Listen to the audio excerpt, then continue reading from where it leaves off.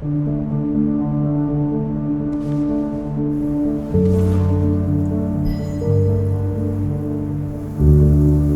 zimie nad Bałtykiem najciekawsza jest pustka i szukam innego światła, zupełnie innych emocji niż podczas słonecznych letnich dni.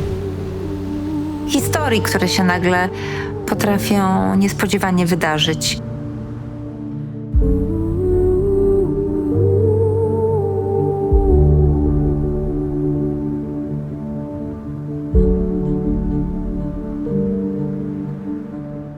Mieszkam w Polsce i jestem skupiona na dokumentowaniu życia w Polsce i równolegle pracuję nad kilkoma projektami.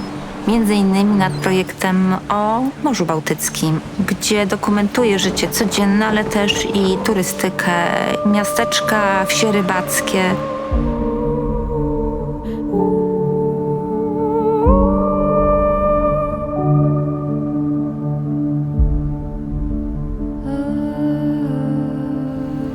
Bałtyk zimą to miejsce, gdzie można się skonfrontować z duchami lata, ale też i z melancholią, poczuciem odosobnienia, może też i tęsknoty.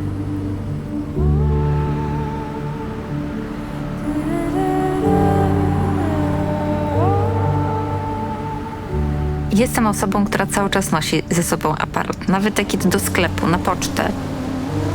Dlatego lubię aparaty nieduże, lekkie, z dużymi możliwościami technologicznymi, ale też jest zgrabne, poręczne, które łatwo mogę schować, na przykład pod kurtką. Nowy GFX 100 RF jest takim aparatem.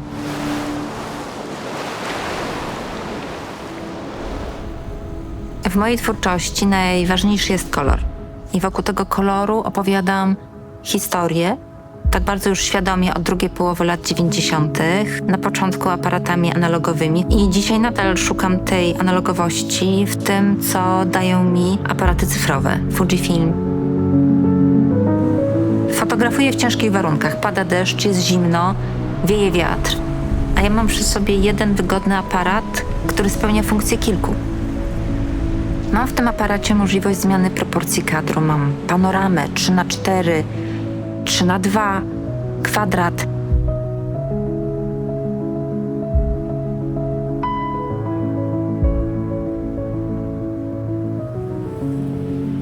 Nie mam żadnego problemu, żeby używać ISO 1600, 3200, fotografując aparatem w dłoni, bez statywu.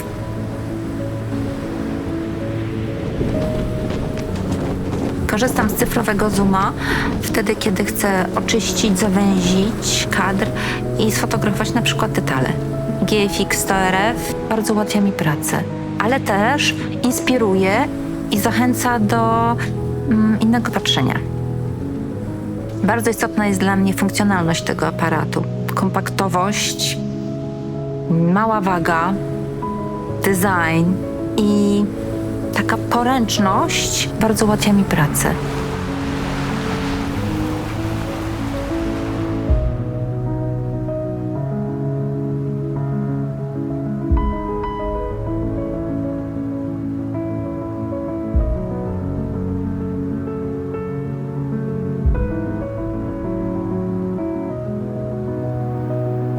Lubię obiektyw 28 mm.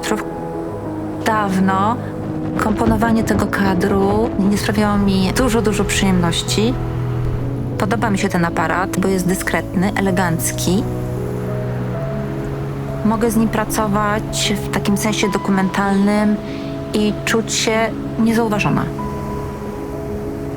Wszystko to ze świadomością, że mam do czynienia z matrycą o wielkości 100 milionów pikseli.